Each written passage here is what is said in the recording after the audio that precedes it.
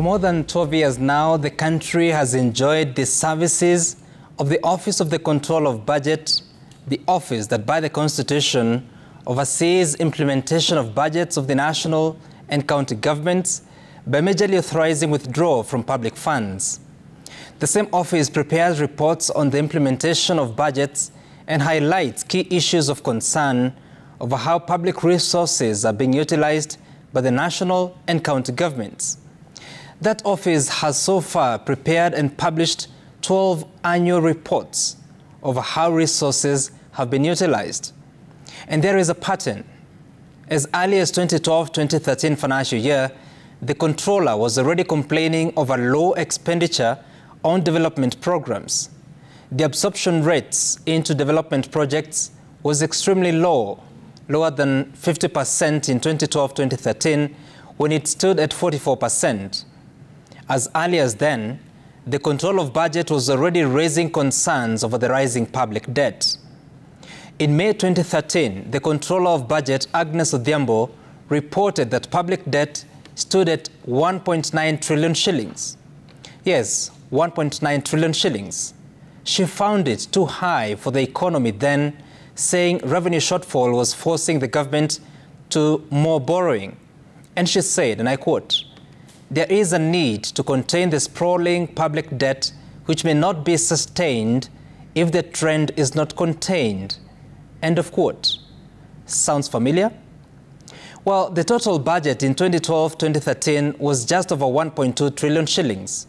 The Kenya Revenue Authority collections were just 759 billion shillings.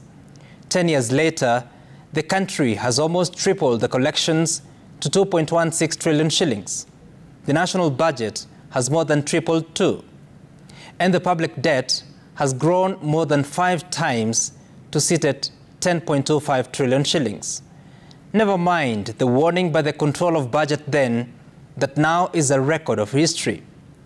And Dr. Margaret Nyakango, the current Control of Budget, is similarly warning that the 10.25 trillion shilling budget or debt is not only above the ceiling of 10 trillion, but that there is need to audit and match debt to projects. What have we done in 10 years? Is there need to have these reports if, despite a very clear warning in reports presented to Parliament and all levels of government, our national planning remains oblivious of these realities?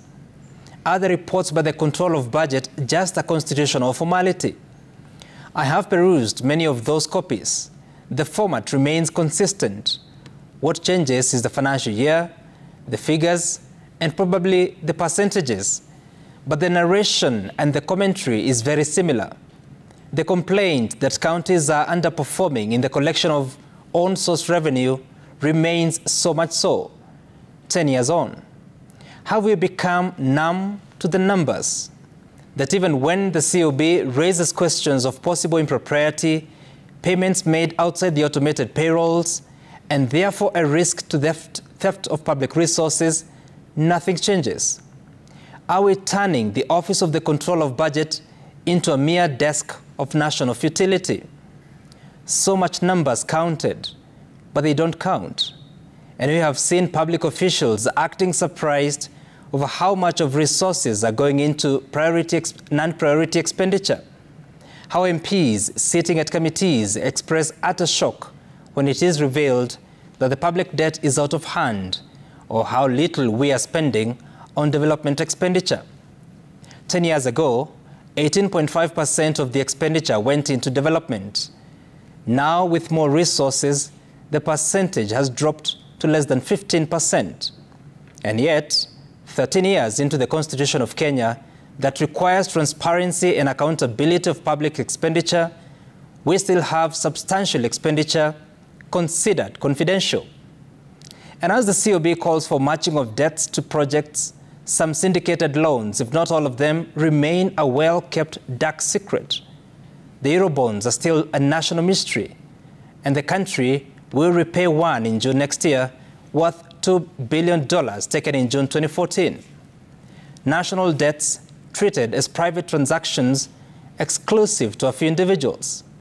And when the Auditor General once asked about the Eurobond, the National Treasury explained that it went into budgetary support. When he attempted to follow the money to the Federal Reserve of the US, he was made a national joke. But the joke has come to bite, and it's not funny.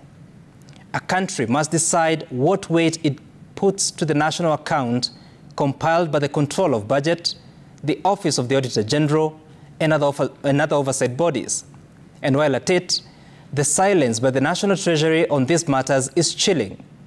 It was a bit relieving to see the Central Bank of Kenya in August, the governor giving a hint as to the change of borrowing structure for this financial year between foreign and domestic sources.